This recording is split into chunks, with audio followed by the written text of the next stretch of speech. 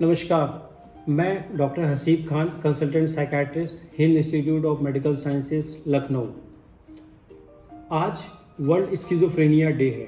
क्या आप जानते हैं हर साल 24 मई को वर्ल्ड स्किज़ोफ्रेनिया डे मनाया जाता है। पूरे विश्व में लगभग 8 करोड़ लोग स्किज़ोफ्रेनिया से ग्रसित हैं।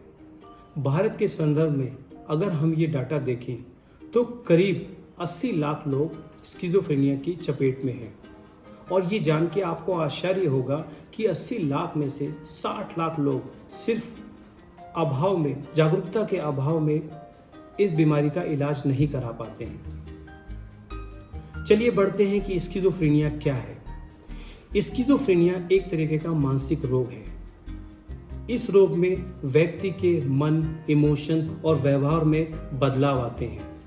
अगर हम इनके कारणों की तरफ प्रकाश डालें तो प्रायः 2 मुख्य कारण निकल के आते हैं। एक है जेनेटिक मतलब आनुवंशिक और दूसरा स्ट्रेस।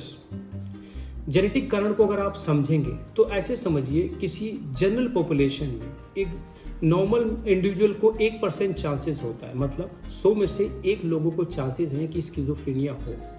पर अगर आपका फैमिली हिस्ट्री है, मतलब आपके फैमिली में किसी को है, आपके नियर बाय फैमिली में किसी को ये बीमारी है, तो आपको स्किज़ोफ्रेनिया होने के चांसेस 10 गुना बढ़ जाते हैं।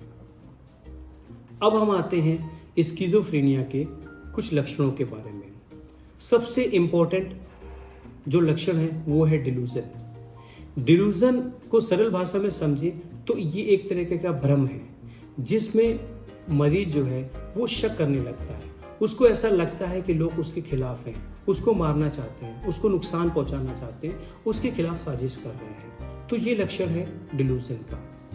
अगर दूसरी लक्षण की बात करें हेलुसिनेशन इसका बहुत महत्वपूर्ण लक्षण है। इस अवस्था में ऐसा लगता है कि मरीज को कुछ आवाजें आती हैं। वो आवाजें एक या एक से ज्यादा लोगों की भी हो सकती हैं।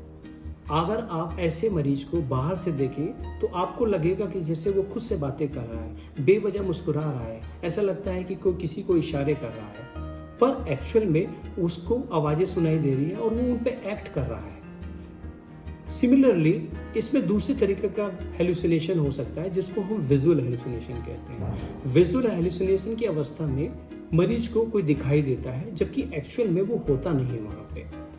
तीसरा बहुत महत्वपूर्ण लक्षण होता है एग्रेशन, गुस्सा। ऐसी अवस्था में मरीज बेवजह गुस्सा करता है, अधिक क्रोध करता है और वो ऐसे क्रोध में कई बार अपने आप को नुकसान कर लेता है या किसी दूसरे का नुकसान कर बैठता है। अब हम आते हैं इसके उपचार के बारे में। देखिए, उपचार का बहुत सिंपल सा फंडा है।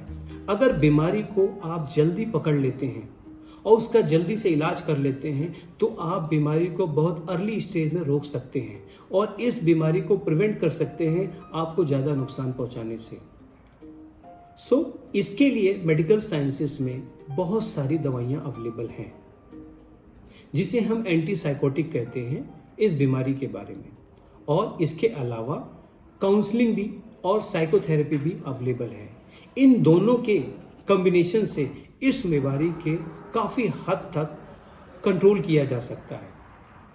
तो इस वीडियो के माध्यम से मेरा यही कहना है कि इस बीमारी को, इस ऐसे ग्रसित मरीज को हम एक नॉर्मल जिंदगी जीने के लिए की ओर अग्रसित कर सकते हैं अगर हम इसका एक प्रॉपर ट्रीटमेंट कराएं।